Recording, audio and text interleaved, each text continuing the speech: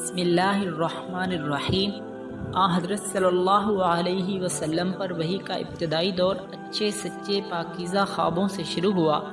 آپ خواب میں جو کچھ دیکھتے وہ صبح کی روشنی کی طرح صحیح اور سچا ثابت ہوتا۔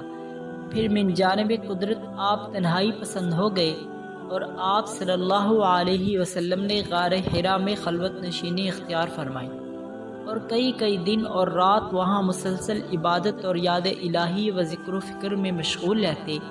جب تک گھر آنے کو دل نہ چاہتا توشہ ہمراہ لیے ہوئے وہاں رہتے۔ توشہ ختم ہونے پر ہی اہلیہ محترمہ حضرت خدیجہ رضی اللہ تعالی عنہا کے پاس تشریف لاتے اور کچھ توشہ ہمراہ لے کر پھر وہاں جا کر خلوت گزیں ہو جاتے۔ یہی طریقہ جاری رہا یہاں تک کہ آپ پر حق منکشف ہو گیا اور آپ غار حرا ہی میں قیام پذیر تھے کہ اچانک حضرت جبریل علیہ السلام آپ کے پاس حاضر ہوئے اور کہنے لگے کہ اے محمد اقرأ، پڑھو۔ آپ فرماتے کہ میں نے کہا میں پڑھا نہیں جانتا۔ آپ صلی اللہ علیہ وسلم فرماتے ہیں کہ فرشتے نے مجھے پکڑ کر اتنے زور سے بھینچا کہ میری طاقت جواب دے گئی، پھر مجھے چھوڑ کر کہا کہ پڑھو۔ میں نے پھر وہی جواب دیا کہ میں پڑھا ہوا نہیں ہوں۔ اس فرشتے نے مجھ کو نہایت ہی زور سے بھینچا کہ مجھ کو سخت تکلیف محسوس ہوئی۔ پھر اس نے کہا پڑھو۔ میں نے کہا میں پڑھا ہوا نہیں ہوں۔ فرشتے نے تیسری بار مجھ کو پکڑا اور تیسری مرتبہ پھر مجھ کو بھینچا، پھر مجھے چھوڑ دیا اور کہنے لگا کہ پڑھو اپنے رب کے نام کی مدد سے جس نے پیدا کیا اور انسان کو خون کی پھٹکی سے بنایا۔ پڑھو اور آپ کا رب بہت ہی مہربانیاں کرنے والا ہے۔ بس یہی آیتیں آپ حضرت جبرائیل علیہ السلام سے سن کر اس حال میں غار حرا سے واپس ہوئے کہ آپ کا دل اس انوکھے واقعے سے کانپ رہا تھا۔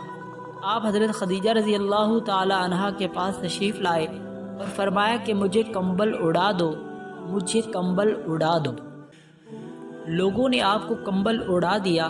جب آپ کا ڈر جاتا رہا تو آپ نے اپنی زوجہ محترمہ حضرت خدیجہ رضی اللہ تعالی عنہا کو تفصیل کے ساتھ یہ واقعہ سنایا اور فرمانے لگے کہ مجھ کو اب اپنی جان کا خوف ہو گیا ہے کہ آپ کی اہلیہ محترمہ حضرت خدیجہ رضی اللہ تعالی عنہا نے آپ کی ڈھارس بندھائی اور کہا کہ آپ کا خیال صحیح نہیں ہے، خدا کی قسم آپ کو اللہ کبھی رسوا نہیں کرے گا۔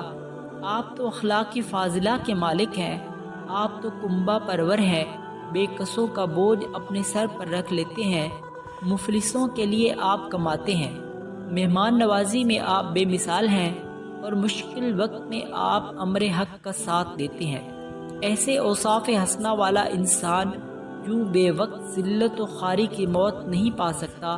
پھر مزید تسلی کے لیے حضرت خدیجہ رضی اللہ تعالی عنہا آپ صلی اللہ علیہ وسلم کو ورقہ بن نوفل کے پاس لے گئی جو ان کے چچا زاد بھائی تھے اور زمانہ جاہلیت میں نصرانی مذہب اختیار کر چکے تھے اور عبرانی زبان میں عبور حاصل تھا اور عبرانی زبان کے کاتب تھے۔ چنانچہ انجیل کو بھی حسب منشاء خداوندی عبرانی زبان میں لکھا کرتے۔ انجیل سریانی زبان میں نازل ہوئی تھی، پھر اس کا ترجمہ عبرانی زبان میں ہوا۔ ورقہ اسی کو لکھتے تھے۔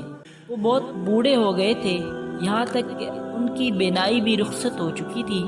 حضرت خدیجہ رضی اللہ تعالی عنہا نے ان کے سامنے آپ کے حالات بیان کیے اور کہا کہ اے چچا زاد بھائی، اپنے بھتیجے محمد صلی اللہ علیہ وسلم کی زبانی ذرا ان کی کیفیت سن لیجئے۔ وہ بولے کہ بھتیجے آپ نے جو کچھ دیکھا ہے اس کی تفصیل سناؤ۔ چنانچہ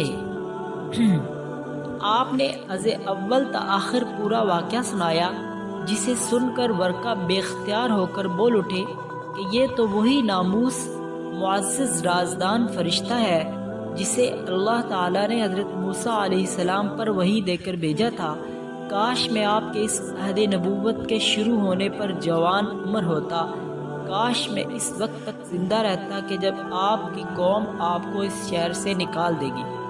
رسول اکرم صلی اللہ علیہ وسلم نے یہ سن کر تعجب سے پوچھا کہ کیا وہ لوگ مجھ کو نکال دیں گے، حالانکہ میں تو ان میں صادق و امین مقبول ہوں۔ ورقہ بولا ہاں یہ سب کچھ سچ ہے، مگر جو شخص بھی آپ کی طرح امر حق لے کر آیا لوگ اس کے دشمن ہی ہو گئے۔ اگر مجھے آپ کی نبوت کا وہ زمانہ مل جائے تو میں آپ کی پوری مدد کروں گا۔ مگر ورقہ کچھ دنوں کے بعد انتقال کر گئے، پھر کچھ عرصہ تک وحی کی آمد موقوف رہی۔